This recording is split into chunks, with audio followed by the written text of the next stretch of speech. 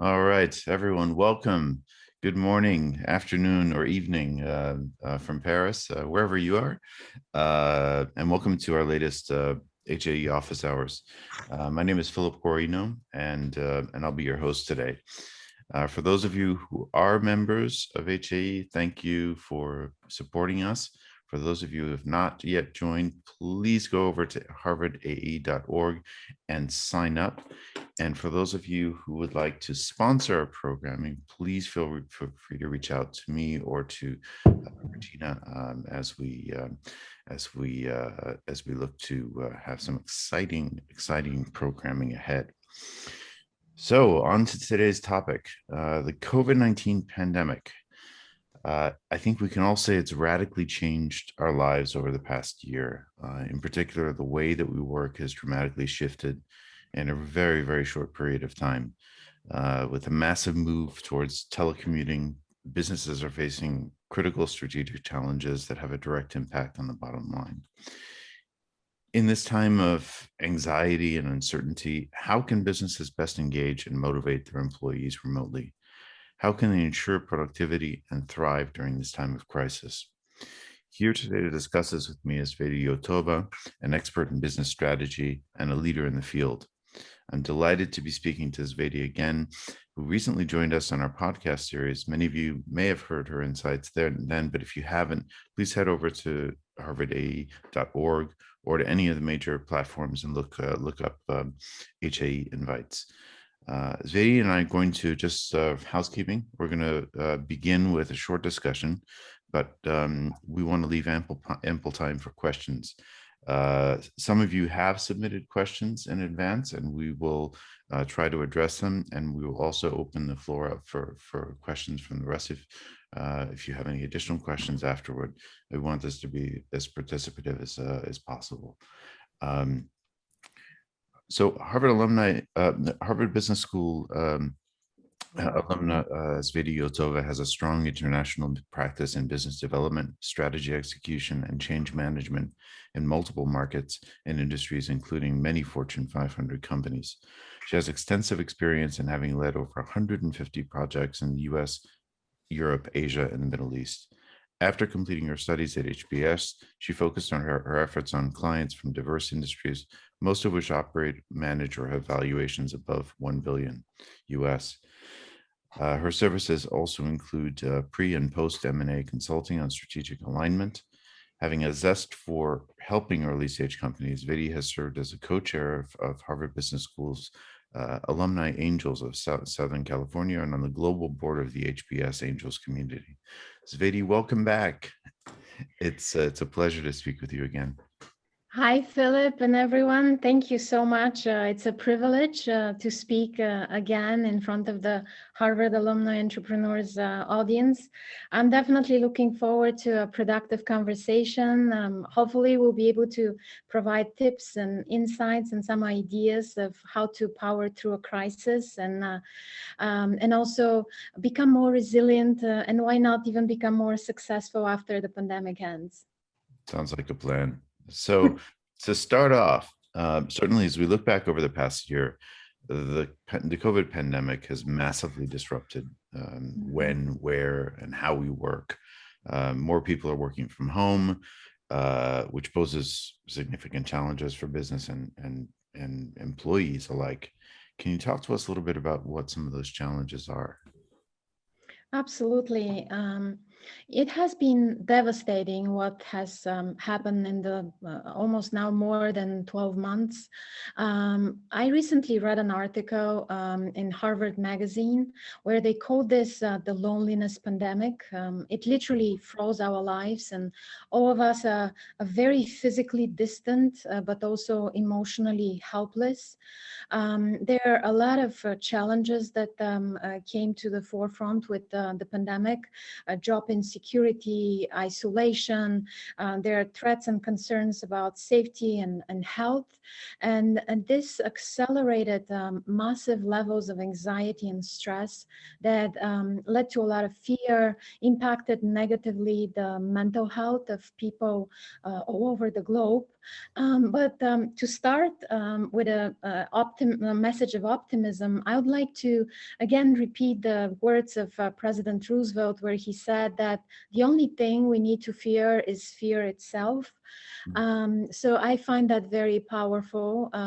It is very challenging today to be not only employee, but a leader of a company, because employees face enormous challenges, but leaders as well have to make decisions very fast with zero or very limited information.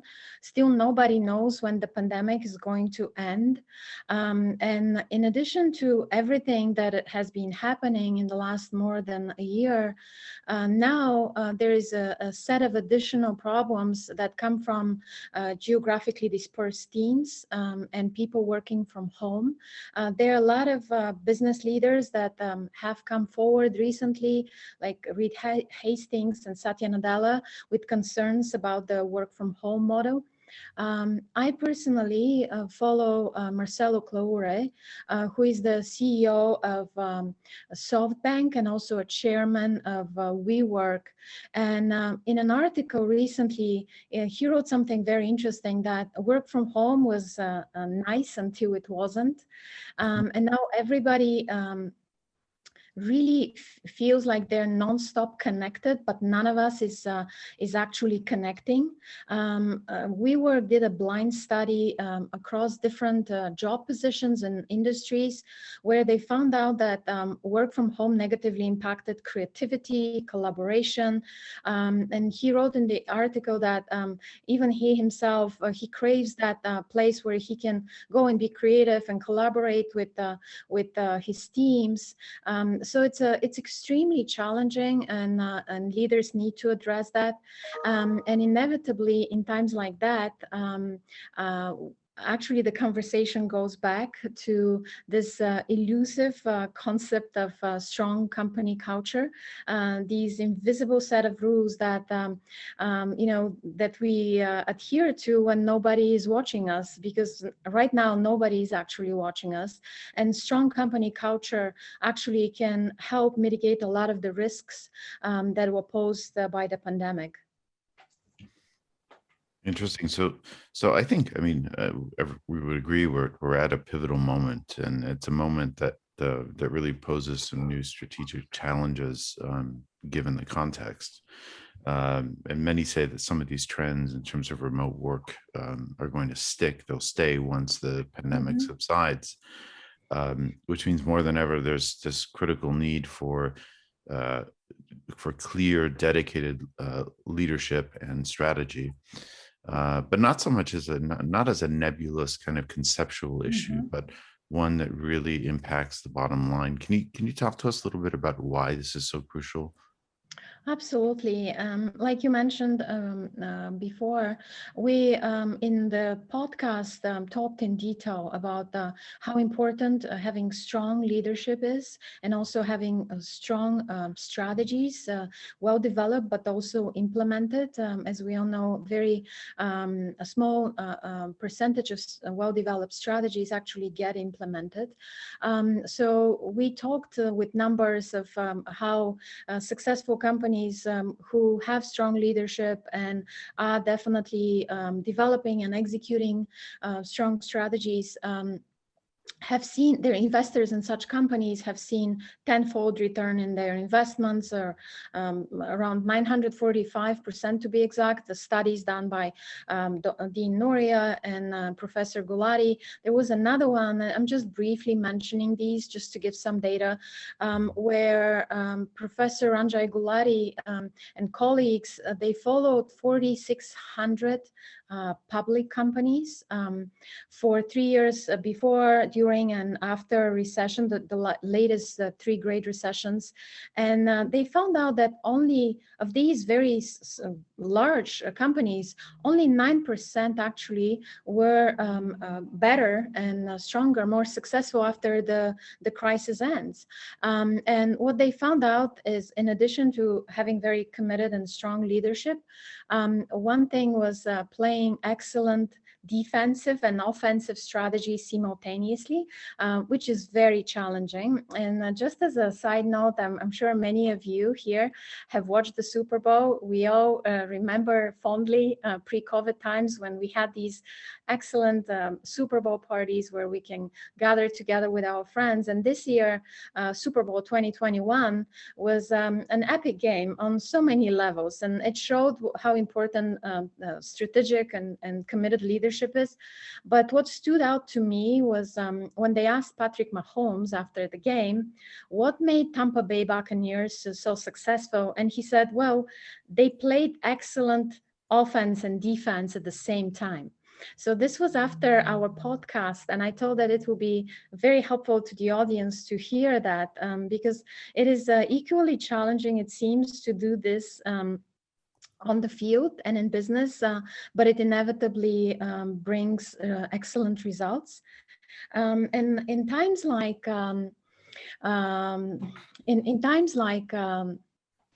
these, in challenging crisis times, it's very, very important to see strong leadership, example of strong leadership all around us, and we have seen those. I particularly draw my inspiration from some of the talks, and actually most of the talks that David Rubenstein, the founder of Carlyle Group, does on Bloomberg. He does these talks with thought leaders and business leaders that are incredibly inspirational and insightful. There is this level of humor and wisdom, and it's a storytelling at its best, because you can almost feel the respect people have for him. And for many of them, he has been a mentor, he has been an influential figure in their lives. So recently, he had invited Charles Koch from Koch Industries to speak. And it was very interesting. He shared some of his story, where he grew up in a somewhat wealthy family.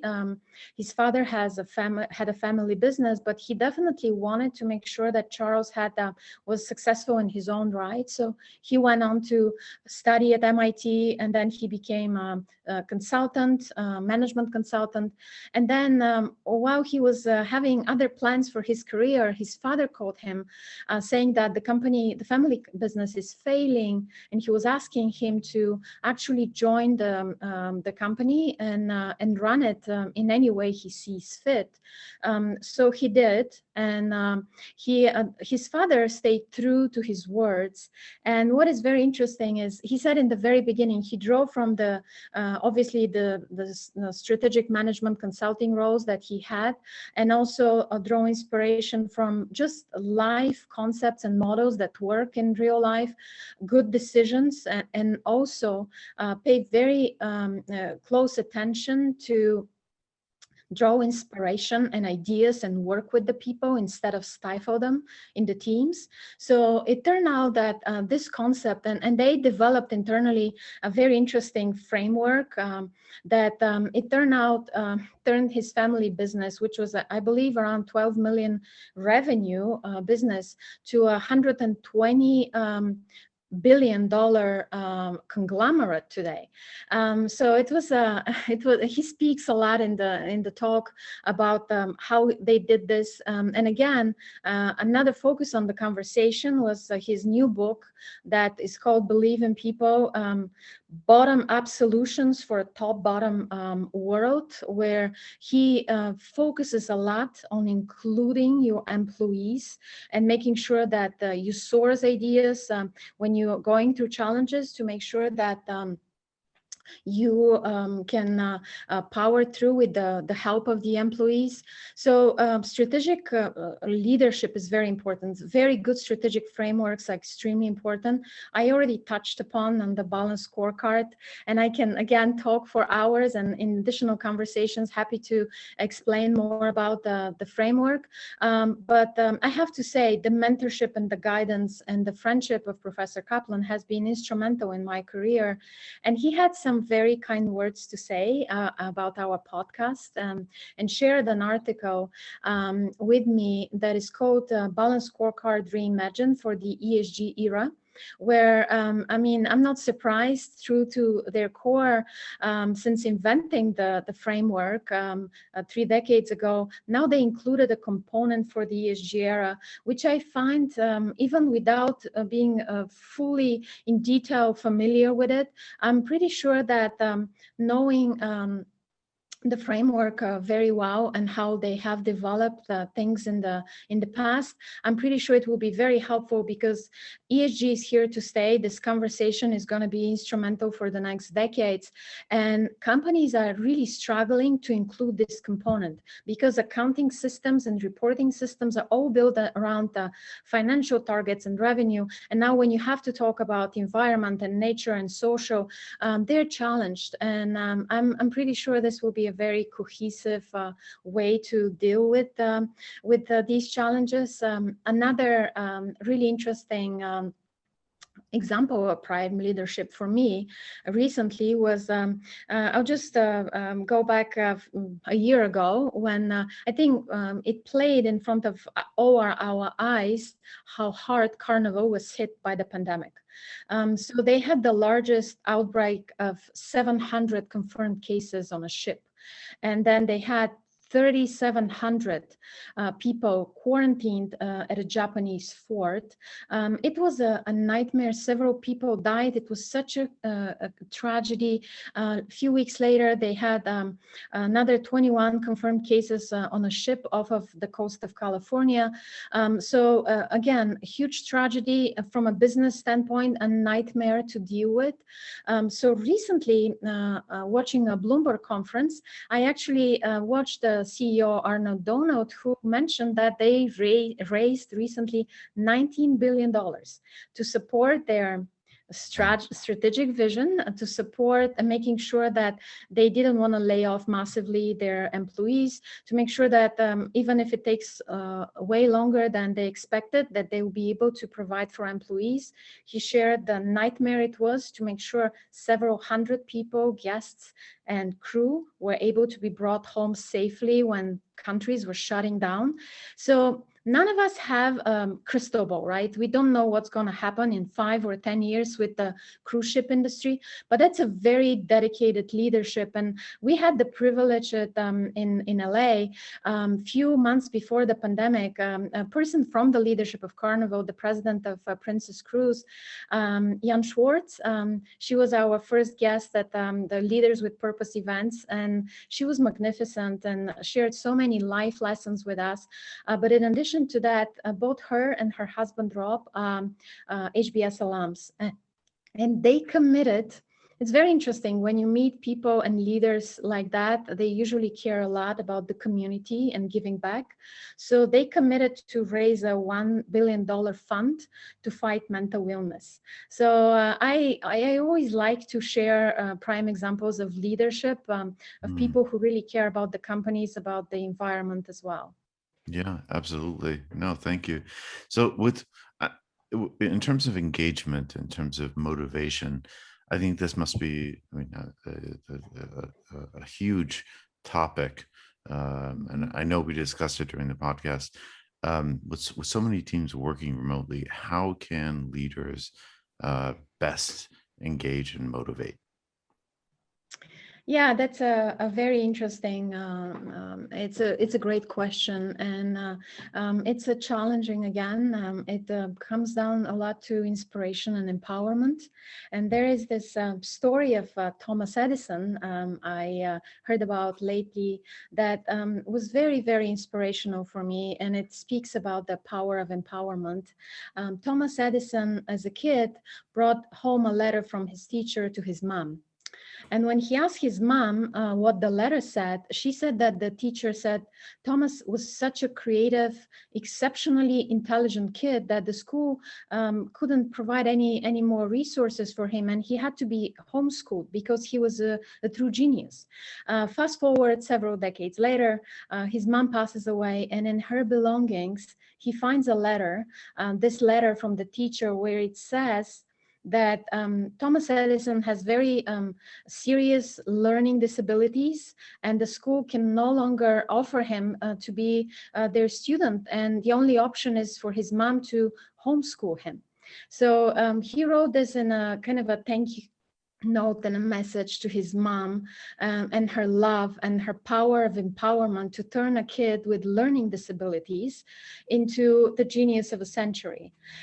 So this is equally important in these days in business for um, um, employers and leaders of companies to make sure that they motivate their employees. What the people need right now in terms of COVID-related issues, it's a lot of predictabilities and set of routines, because in the midst of chaos, people need that. They need empathy, they need job security, they need to feel listened to, and they need to feel heard.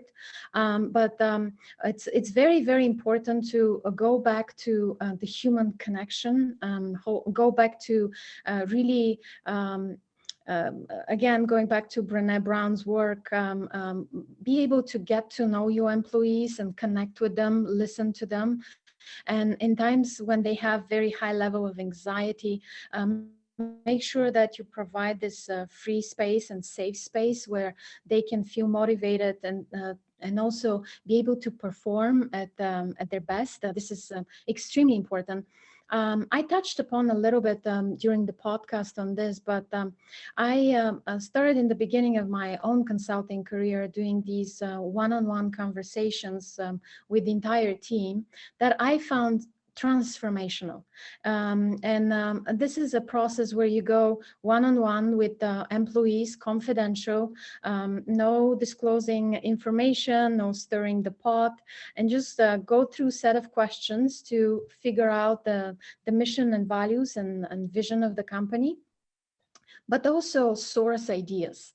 And it was very interesting because talking anywhere from 60, 80 to plus 100 people, we were able on average to source a minimum of 500-600 to several thousand ideas, which most of them are actually applicable immediately, most of them free, extremely efficient. And it was very interesting and transformational how people being involved in a process, in a change management effort or big strategic effort, how they feel empowered and how much it brings the team together. I usually like the most talking to the troublemakers, the most difficult team members that I found out usually, and we all know who these people are in teams, I found out usually these are the people who care a lot about the company. These are people who have a lot to say and they want to contribute, but nobody's listened to them. So usually I'll schedule a 15-minute conversation just so I'm able to talk to them. And then we end up talking for hours and I come out of the meeting with several pages written with ideas.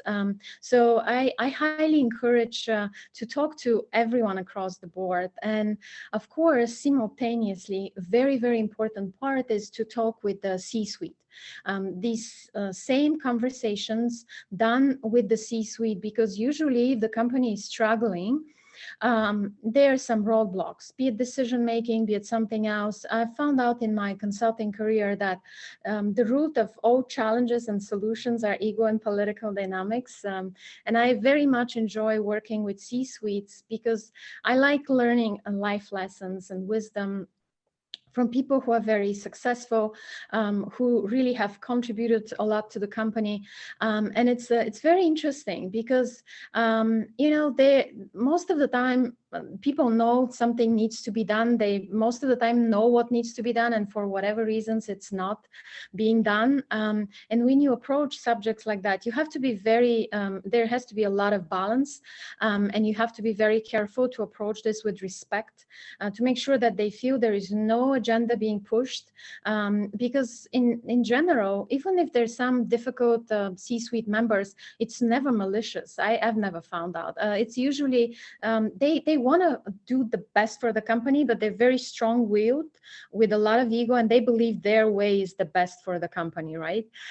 So when you approach the conversation and when you achieve some compromises and trade-offs and remove roadblocks in the C-suite, the company way faster moves forward, and it just it takes the company to another level. So again, I went into a little bit more detail about this one-on-one conversations with the team, but I believe it's crucially important to have this, to make sure that you get your employees, especially in COVID times. People have concerns about safety, and you can provide with this idea sourcing, you can actually include them and make sure that their workspace is safer, make sure that they feel safer, and provide avenues of how they can perform better at the company. It's extremely important. They know your business best, and it's in their own benefit. They want to make their lives better, your life better, and the company better. So I just suggest that you hear them out. It will transform your company. Great, great. Well, Kevin Wu just posted a question. Kevin, I think you must be a fly on my wall and reading my mind as to my next question. So let's go with yours. Kevin says, tactically speaking, how can we best address as managers, leaders, the stress, anxiety, and burnout our employees are facing? What can we do holistically and personally to support them? Great question. Yeah, it's incredible question. Thank you so much. And I actually, I agree. The levels of anxiety are unprecedented. Oracle did a survey of 12,000 employees, and they found out that 78% of the people reported that the COVID crisis affected very negatively their mental health. I mean, you can only imagine what the repercussions in the next few decades will be and how extremely negative this will be. So to talk about mitigating the levels of anxiety, definitely we need to touch upon again about to definitely focus the attention to the culture of health, which is basically businesses and people making healthy life choices that benefit health and well-being. Because in productivity alone, US loses per year 226 billion to issues that are personal health or family health issues. And these are not numbers from 2020 or 2021. I'm assuming that the numbers for the last year will triple, if not more. So it's extremely important that leaders pay attention to the well-being and the health of their employees. And it's also crucially important that they convey and relay that message, and the employees feel that the well-being, their well-being is very, very important for the company and for the leaders. A very important thing, and the two most important pillars in crisis in a business setting, the mission and the strong company culture. And it seems like we never stop talking about this, but it's extremely important to mention this again and again. I'll mention Professor Ranjay Gulati. He has these series that he started with BlackRock and CNN Business. And I think the most recent one is this with the CEO of Best Buy. And she says that your mission, your company mission, is the lighthouse in the storm, and it guides you and it anchors people, but it also helps leaders make decisions around the company purpose. And this is a conversation. There has been a lot of talk and a lot of skeptics about it. But more recently, we hear these very strong messages from business leaders such as Larry Fink from BlackRock in several shareholder letters.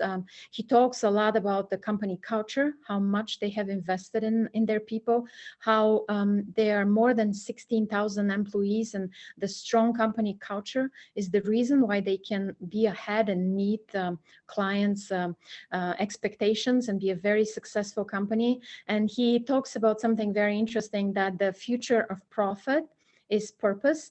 So I find with such messaging, we need not to worry about how seriously purpose is going to be taken for the next few decades, because it's extremely important. And I would highly recommend, again, going through different processes, and there are ways to do that. If you haven't figured your company purpose, make sure it's authentic. Make sure it's true to who you are. For example, it doesn't have to be very polished. It doesn't have to look like your competitor's mission. Disney is to make people happy. And every time I have an experience Disney related, be it going to their parks in California or in Florida or watching their amazing movies, they make me happy. You don't need to do something very complicated. Just be very authentic, and make sure that you have a very strong mission that anchors people, that actually you can build your culture with the values around it. And when you have a very strong company culture, it definitely supports you in turbulent times. It brings people together. I would like to offer some practical advice how to mitigate anxiety. And we used to, for a very long time, offer these great solutions for team building, for different games and practices and whatnot, and trips. It's not applicable at the moment. Hopefully very soon we'll be able to have those happening again. But in the meantime, again, being focused on your people's well-being and health, there are a lot of, be it subscriptions or free meditation apps. There are virtual yoga classes. There are a lot of friends that I have that are doing together Peloton classes. There's so many activities that the company can offer to make sure that they address people's well-being. It has been proven, it's science-based, that meditation helps. I personally wasn't raised with meditation. It was very challenging for me to learn how to meditate. But to give a very practical tip, Oprah and Deepak Chopra do these 21-day meditations, which regularly throughout the year, they open for free for the audience. And they just started one that is completely free. You can sign up with your email and you can just start going through the sessions. For me, in my life, it has been transformational. It has been transformational for clients, for friends, for the skeptics out there. Wall Street firms in recent years have been offering transcendental meditation for their employees. It definitely alleviates the high stress that affects negatively the brain. So this is very important. Very simple things, breathing techniques, exercise, doing and making sure that you fill your day and your employees' days with some positive messaging. I like messages of peace and unity with a lot of humor that Sadhguru, for instance, provides. So there are a lot of things that can be done. Some tech gurus recently have started doing these TED style talks, be it on Friday or Monday.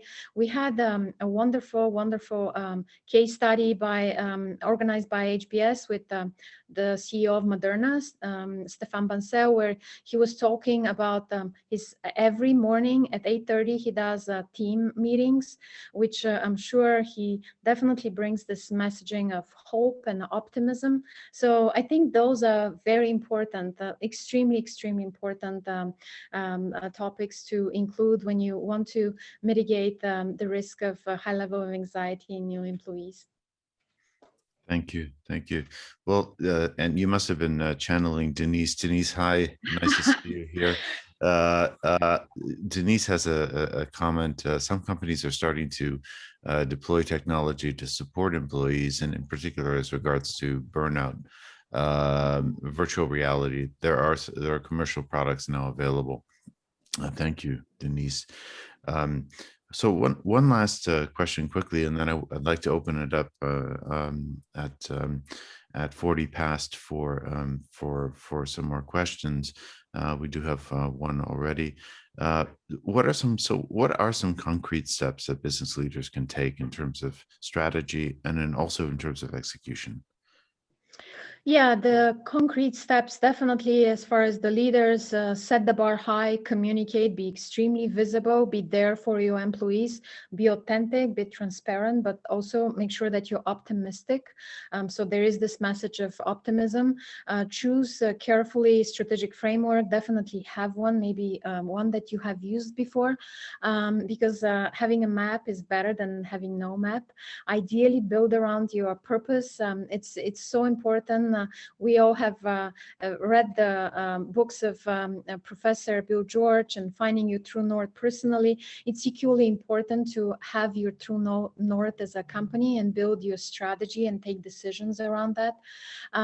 Build maybe these mindset groups, that mastermind groups that I like and enjoy particularly.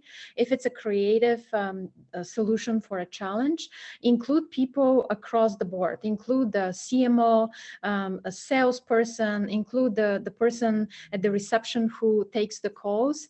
You will be surprised what type of solutions you'll come up with in that setting. Make sure that you have idea sourcing going on and instilled in the process, because it's going to be transformational. Sarah Blakely from Spanx calls ideas gifts from the universe, and I particularly like that because it will transform your business. Let's not forget Kodak had the concept of digital cameras sitting in a manager's desk for years, and they just didn't ever approach higher levels to have that executed, and probably the destiny of Kodak would have been completely different. So have that, make sure that the employees feel safe to share their vulnerabilities, have a safe space to talk. And again, just make sure that you, to kind of wrap up the summary before we open to questions, always take advantage of a great crisis, and always move forward with courage and confidence, and have no fear. Excellent. Thank you. Thank you.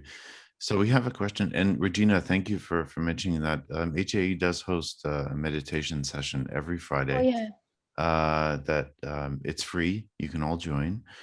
Just head over to harvardae.org/events to sign up. It's people are absolutely loving it. So please feel free to join that. Another question from Kevin. What do you think is the future of wellness at work? Well, that's very interesting. Being involved in the dynamics of the startup world, and in the last 5-6 years, there's so many great ideas coming up constantly that are focused on improving people's lives. I honestly don't know 3 years or 5 years from now what would be actually what our workplace is going to look like. I believe definitely focusing on the mental health and well-being, and ensuring that people feel safe to share. A lot of very public figures have come forward and speak about that, and people should be open. Like the Oracle survey I mentioned, it's a very significant problem that we need to address.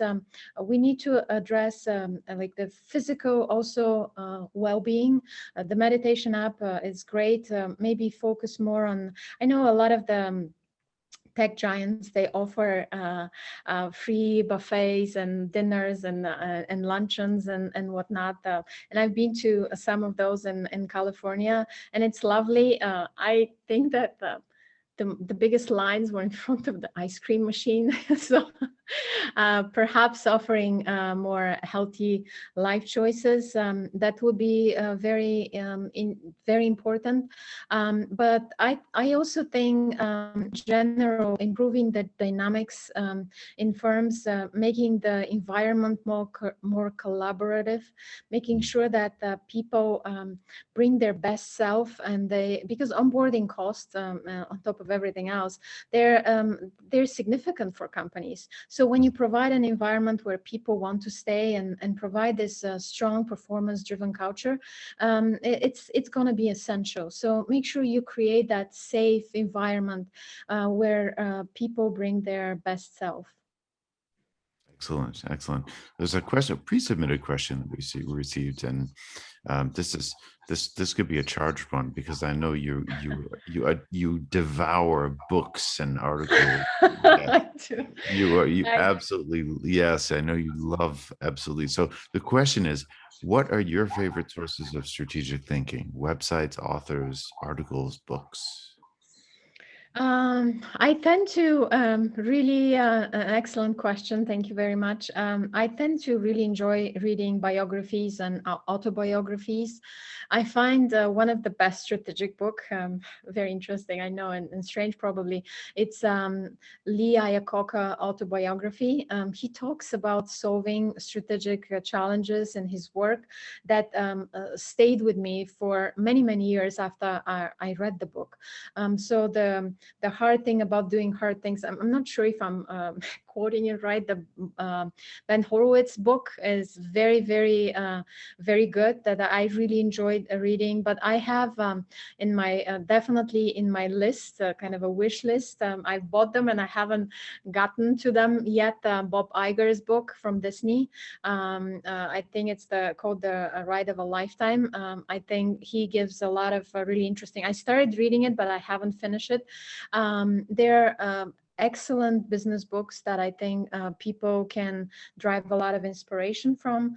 Of course, some of my professors, I mentioned already Bill George and Finding Your True North, Lead and Disrupt, Professor Tushman, Reed Hastings' book. Again, I saw this on the talk of David Rubenstein with Reed Hastings about the culture of reinvention of Netflix. That's another huge topic, how difficult it is to be done. So this book I highly recommend. I have it, I haven't finished it, and I have so many Believe in People of Charles Koch. I definitely am looking forward to read this one. And as far as I tend to follow people like Marcelo Claure. I tend to follow the work of professors like Ranjay Gulati, who provide a lot of great content. I really enjoy and highly recommend all the series that have been done by Harvard Business School for the alums. I also highly recommend the events that you guys do at the Harvard Alumni Entrepreneurs, because they are incredible, great content. I know that there are events that they're being done by chapters in India, all over the globe, and I highly recommend you follow these. I couldn't possibly be following all of them, but I'm on a lot of WhatsApp groups with friends and classmates, so I know you are also organizing great events. There are a lot of people out there. There is one that I think it's a mutual friend, Dory Clark, who is Oh, a yes. Yeah. communication coach. She's a Harvard Business Review contributor. She has a newsletter, podcast. She provides incredible content. I highly recommend her work and her books. Of course, Brené Brown's podcast. I really enjoyed that one. So I'm gonna stop here because I think Yeah. we're gonna. As you all can tell, she doesn't really do much reading or yeah, no. But excellent. So anyone else in the audience have any questions? Otherwise, I'm going to have Regina call on people, which she likes to do. Cold But calling. I do. But you know yeah. what I really would like to kind of circle back to, Cveti, is you mentioned about this whole how creativity and collaboration has suffered in this past year. Depending where you are in the world, this COVID lockdown, for business at least, is going to be extended. People are going to be working from home. Maybe some will go in, but it'll be more of an empty office. So they're still tied virtually.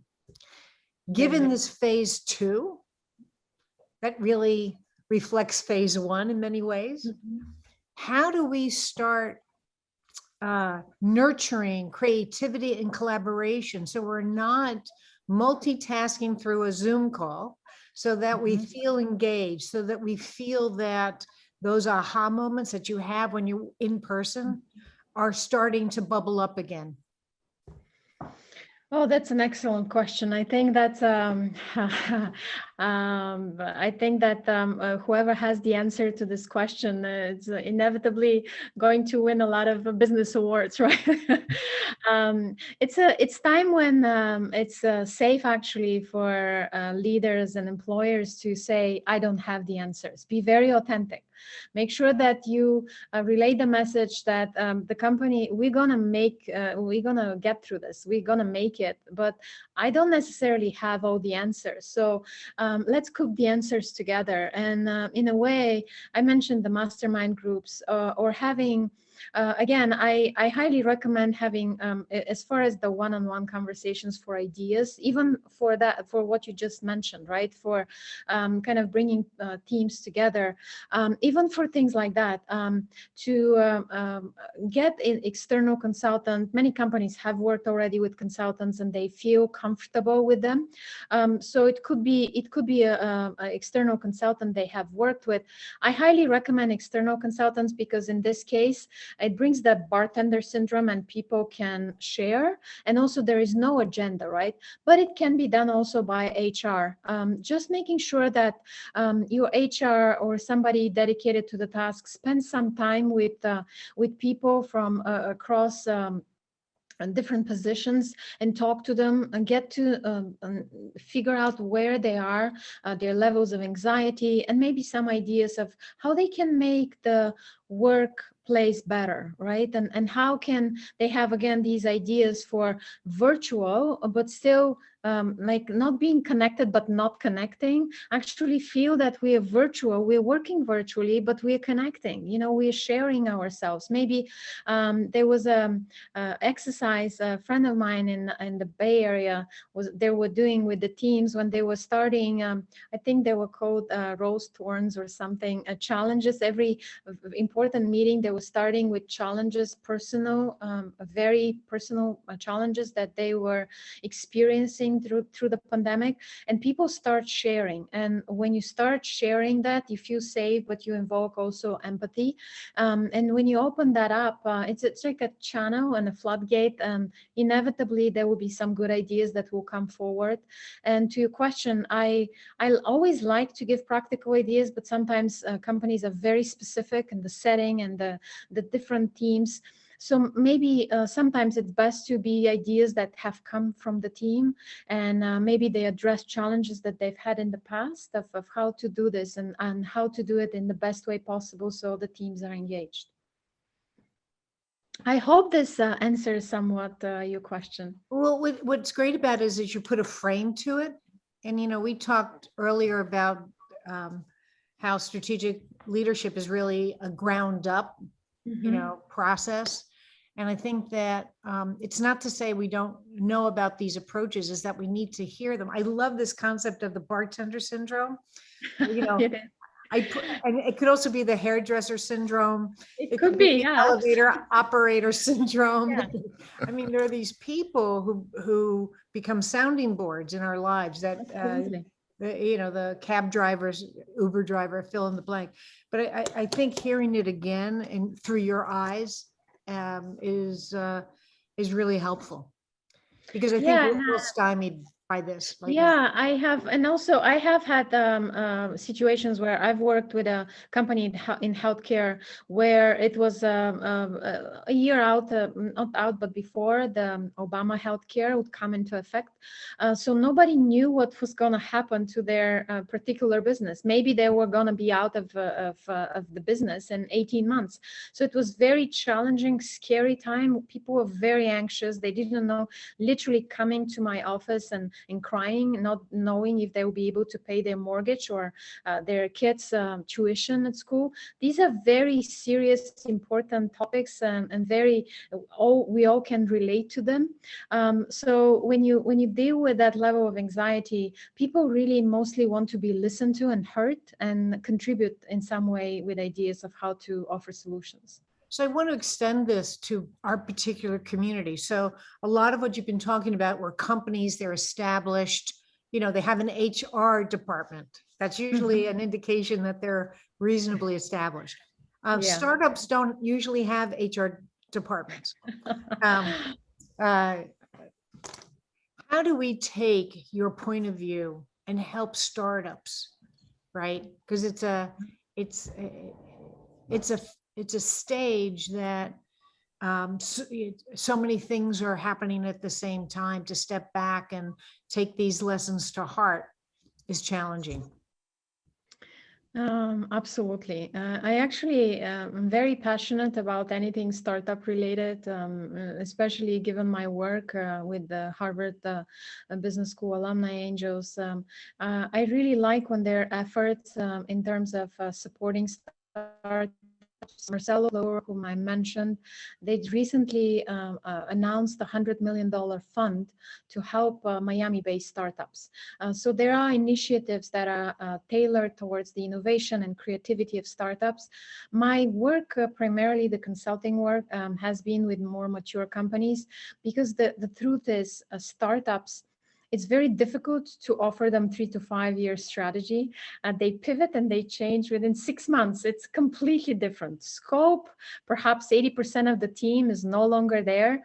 It's a very high rate of companies that just cannot support themselves. There are a lot of tensions with co-founders. I mean, there is a lot going on, right?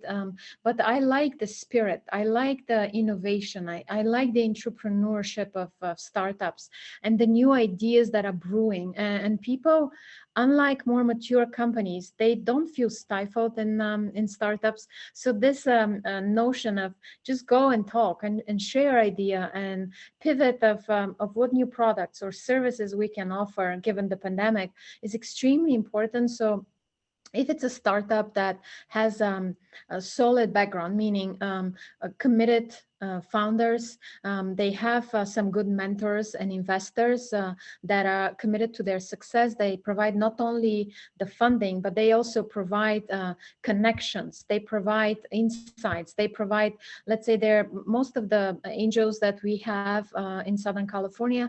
And I already transitioned out of this role, but I will forever be an angel myself because it's inherently in my DNA now.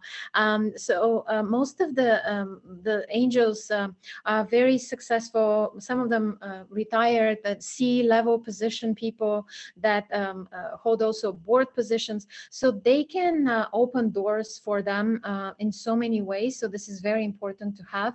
So if the startup already is working on a good idea, they have good mentors. If they don't, they need to have. Another suggestion, more so towards the leadership of a startup, and I'm assuming you're talking about the smaller startups, right? We're not talking about the several thousand employee startups, well-funded. So I would highly recommend, because I see this challenge happening with friends as well. Usually founders don't necessarily have this psychological safety net. Family often don't get them. Spouses, they have a lot of challenges going on. So if they can join a mindset mastermind group where they can share with other CEOs and founders challenges that they go through, they can accelerate the progress of their own startup, but they also can take care of themselves. Mentally, physically, this is extremely important, and I've seen it happen, and I've seen a lot of burnout in the startup world as well. So be very mindful of that. Yeah, and I would also add, just in my experience, I created, launched and created 3 different companies and had between 15 and 40 people. And these are not, these were not massively funded. They were small entities but I think some of the lessons that you have outlined do carry over quite clearly. I think listening is one, showing empathy, and caring about your employees, doing things that reflect that, acting in such a way that you are showing that you care about their well-being. It really goes a long way. I have found. So I think a lot of those examples can be transported over to a smaller realm as well. Denise had a question. Denise Silver, just to clarify, Ari, the 100 million fund for startups in Miami, was that created by local Harvard Alumni Angels? And is this a usual amount for Harvard Alumni Angels based in the US? No, it's a fund that It could be actually part of the activities of SoftBank. I cannot, I don't know enough to, guarantee that's the case. It's a fund that was announced by Marcelo Claure, who is the CEO of SoftBank and the chairman of WeWork. So I don't know if it's a WeWork related or a SoftBank related, or maybe an initiative that of him and his network and associates, but he's based in Miami right now. And he announced recently that they were basically launching this fund for Miami-based startups. And I mean, he's a powerful figure in the startup world and in the business world in the last few years. So I highly recommend whoever wants to learn about his work to do so. But just to build upon Philip's words, we also have another great strategic expert here. And I know you, Philip, have done a lot of digital transformation projects, and you have a lot of wisdom with us to share. So thank you so much for being being so gracious and humble. And but I always like to hear the example and the wisdom of other people that I'm surrounded with. So yeah, I know that I'm very impressed by your work as well. So thank you. Thank you. Thank you for sharing. So we have time for one more question. Does anyone else, would anyone else like to ask Cveti a question? Okay. All right. So excellent. We covered it all. We covered it all. Exactly. Everyone has lost all of their anxiety, and it's immensely productive. But let's hope. Hi, Nay. I'd like to ask the question. Sure, go for it. Lunch, and I'm glad I wasn't being cold called when my mouth was full. So I'm just curious. Thank you so much for sharing your very wonderful advice. And I'm just curious, any different advice for women leaders? That's an excellent question. Yeah, particularly in the last few years, this is a very important topic, and I definitely stand for supporting each other and empowering each other. With the HBS Angels of Southern California, I always try to have at least one woman present and pitch in front of during our pitch meetings. It's great to empower each other. But my own personal experience has been wonderful working with a lot of male in the corporate world or with the HBS Angels. I have tremendous gratitude for the men in my life, particularly in a business setting, because it has brought a lot of wisdom and a lot of great advice, and a lot of very important introductions, if you will, business-wise. So for me, what I would say is at this point in time that we live in, we definitely want to see more women in leadership position. We definitely want to see more women-led startups being funded, because we know that the numbers are not in our favor.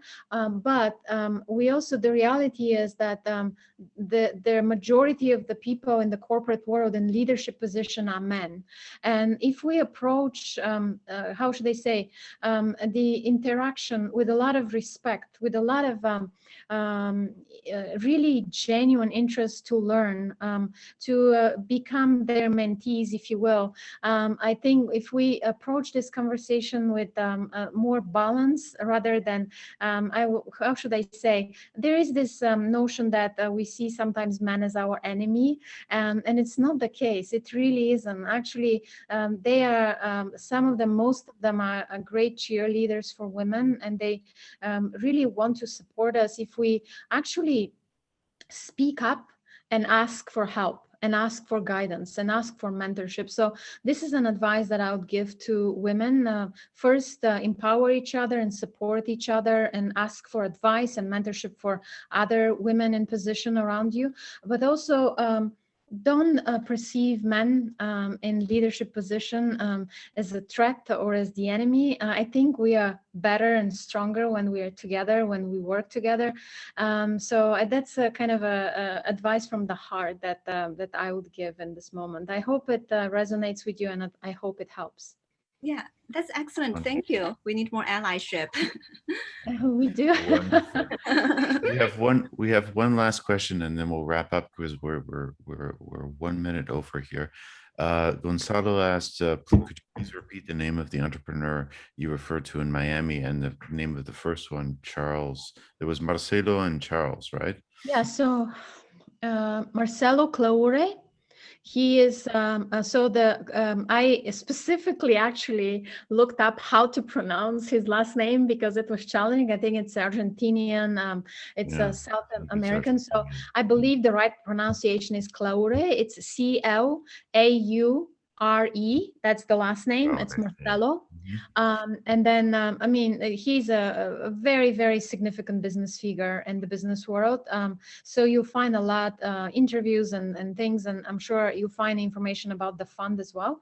The other one, the interview of David Rubenstein was with Charles Koch. I think I'm pronouncing it right, but feel free to correct me if I'm wrong. It's basically the CEO and chairman of Koch Industries, the $120 billion conglomerate and empire that we KOCH. many of us are very familiar Right. with. Yes, it's Wonderful. KOCH, the last name.